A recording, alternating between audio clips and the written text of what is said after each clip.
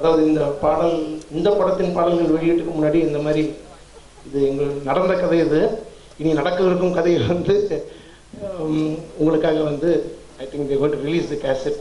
So thank you very much. இப்போ இந்த பாடல்கள் வந்து பெரும்பகுதியான பாடல்கள் எதை எழுதியவர் வந்து என்னுடைய தம்பி யுகபாரதி.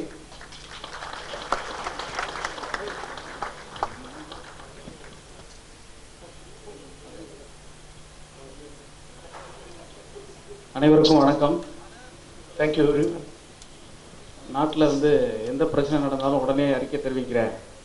நாராயணசாமி மாதிரி பேசணும்னு ஆசைப்பட்டு வந்து மன்மோகன் சிங் மாதிரி அமைதியாக இருக்க வேண்டிய ஒரு சூழல் எனக்கு கிடைச்சிருக்கு.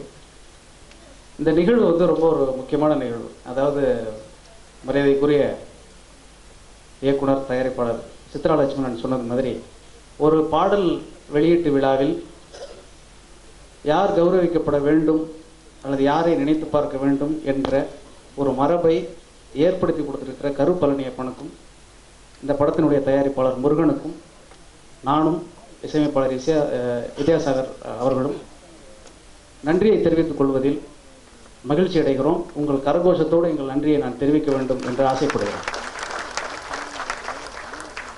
ஒரு சில இயக்குநர்களோடு பணியாற்றுகிற பொழுது நமக்கு ஒரு பெருமிதமும் அன்பும் நாம் பணியாற்றுகிறோம் என்கிற ஒரு ஆர்வமும் ரொம்ப மிகுதியாக இருக்கும். அப்படியான ஒரு இயக்குநராக எனக்கு கரு பழனியப்பன் கிடைத்திருக்கிறான்னு சொல்கிறார். அவரோட கணாக்கண்டை நடி தோழியிலிருந்து ஏறக்குறைய ஒரு 10 ஆண்டுகளாக அவருடைய எல்லா படங்களிலும் நான் பணியாற்றியிருக்கிறேன். ஒவ்வொரு படத்திற்கும் புதிதான ஒரு கதை சூழலை, புதிதான ஒரு விஷயத்தை அவர் வைத்திருப்பார்.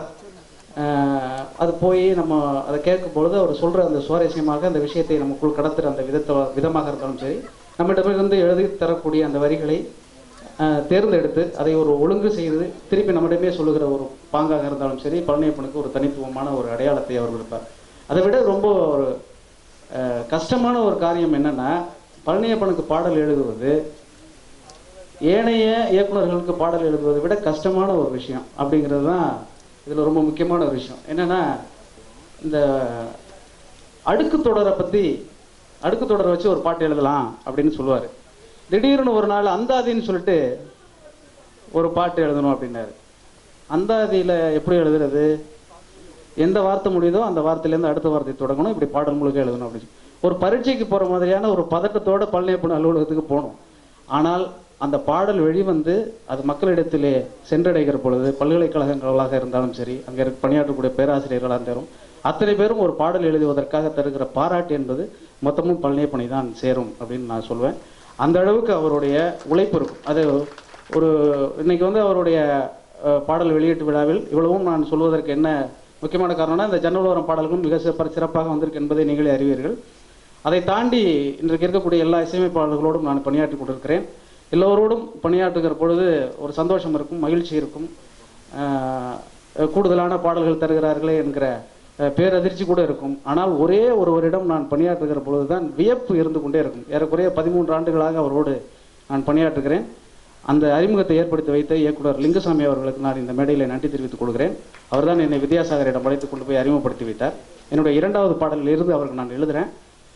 ஒவ்வொரு பாடலை எழுதுகிற பொழுதும் இந்த பாடலை வந்து இசையமைப்பாளர்கள் அழகாக மிட்டமிக்கிறார்கள், அழகாக வந்து இசை கோர்ப்பு செய்கிறார்கள் அப்படிங்கிறதெல்லாம் தாண்டி வித்யாசாகர் அவர்கள் வரிகளை உச்சரித்து பாராட்டுகிற விதம் இருக்குல்ல, அது ரொம்ப அற்புதமாக இருக்கும். அது அந்த ஒன்றை பார்ப்பதற்காகவே நானும் மன்னன் அறிவுமதியும் ரொம்ப ஆசையோடு போவோம். எல்லா கவிஞர்களும் கபிலனாக இருக்கட்டும், தாமரையாக இருக்கட்டும், பாவிஜியாக இருக்கட்டும், சிநேகனாக இருக்கட்டும், என்னுடைய சக கவிஞர்கள் எல்லோரும் ஒரே ஒரு ஒளிப்பதிவு கூடத்திற்கு போகிற பொழுது சந்தோஷமும் மிடுக்கும் ரொம்ப கூடி நாங்கள் போகிறதுனா அது வித்யாசாகர் ஸ்டுடியோவுக்கு தான். என்னென்னா, அந்த வரிகள் சிதையாமலும் அதே சமயம் இலக்கிய நயத்தோடும் இருக்க வேண்டும் என்கிற அதீத அக்கறையை அவர் கொண்டிருக்கிறது தான் ரொம்ப முக்கியமான ஒரு விஷயம். அது இந்த மேடையில் நாம் சொல்லியாக வேண்டும்.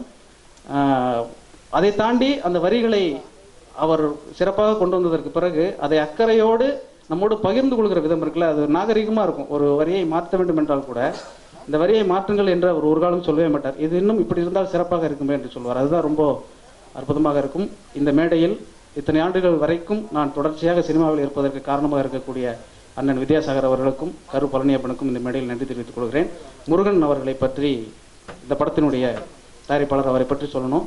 அவர் அடித்தடி முருகன் அப்படிங்கிறது எனக்கு இப்போ தான் நிச்சயமாக தெரியும். நான் 2-3 தடவை கூட பேமெண்ட்டுக்காக 2 தடவை ஃபோன் பண்ணிட்டேன். இனிமேல் நான் பண்ண மாட்டேன். ஆனால் நீங்கள் கொடுக்க வேண்டியது இருக்குது, கொடுத்துருங்க. நன்றி. தொடர்ச்சி